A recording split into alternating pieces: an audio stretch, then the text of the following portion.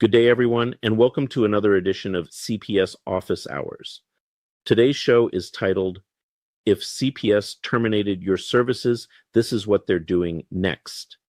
If CPS has told you that your services are terminated, that does not mean the case is over, and it definitely does not mean the danger has passed.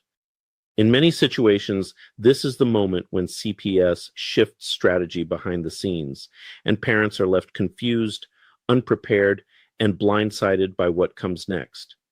In today's office hours, I'm going to explain exactly what CPS is doing after services are terminated, why this step is so critical, and what you need to understand right now to protect your parental rights. So stay with me, because this information can make the difference between reunification and permanent loss of your children. If Child Protective Services has terminated your reunification services, this message is important. Before I go any further, I want you to do one thing. Subscribe to this channel. I'm sharing guidance every day this week for parents involved in CPS cases, and YouTube will not consistently show you future videos unless you're subscribed.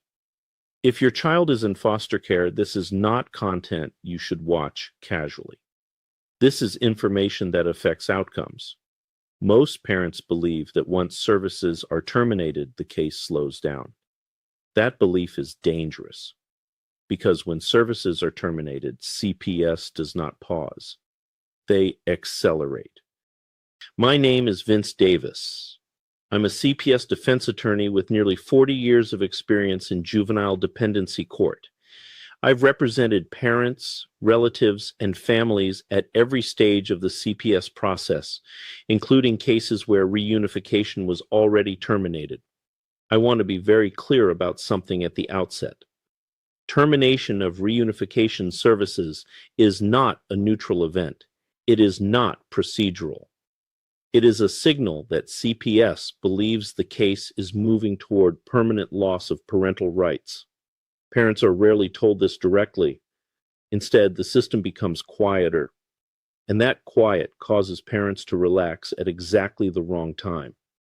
Once reunification services are terminated, three critical things change. First, the legal posture changes. The court's patience decreases. The focus shifts away from parental progress, and the system becomes far less forgiving. Second, the burden shifts. Earlier in a CPS case, the system is supposed to support reunification. After termination, the expectation quietly becomes permanence, often adoption. Third, the timeline compresses.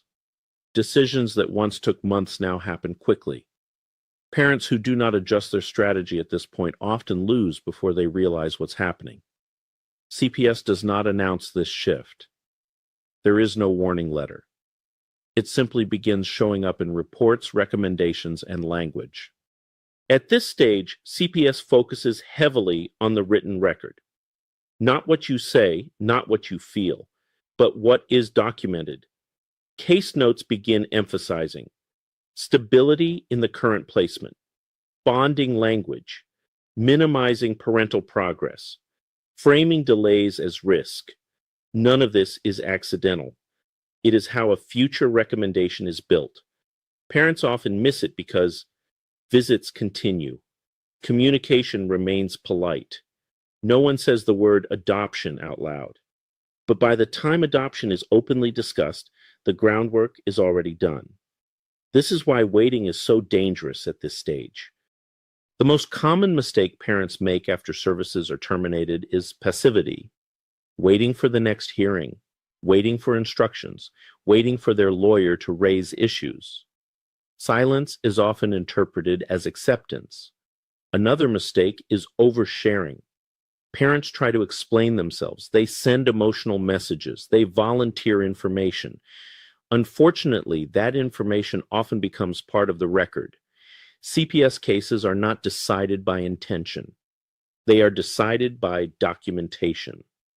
Good parents lose CPS cases every day, not because they don't care, but because they misunderstand the stage they are in. I want to be clear about something important. Services being terminated does not automatically mean your rights will be terminated. But it does mean the margin for error is smaller. It means parents must become more informed, not less. It means strategy matters more than emotion. And it means waiting for clarity often results in losing it. Parents deserve to understand what is actually happening in their case. This channel exists to explain what the system does, not what it claims to do. If your CPS case is active and you need clarity right now, there is a link below for an emergency strategy call. That call is not representation. It is a focused conversation about where your case is headed and what options still exist. If you're not ready for that, there is also a free CPS survival brief below.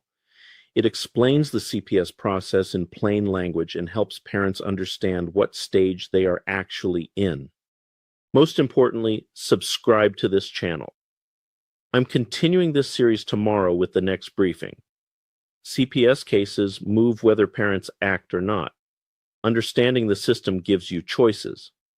Ignoring it does not. I'll see you tomorrow.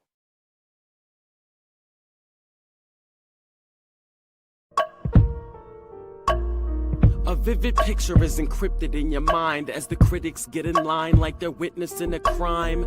But then you notice there's a shiver in your spine from the feelings of discontentment and bitterness combined.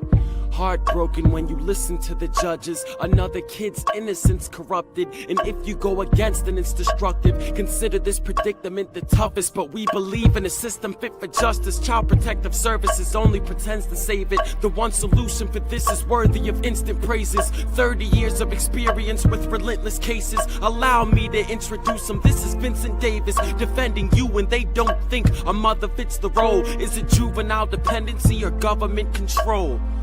Observe the pain in their eyes. It's time for us to realize we are the last ones left. Put your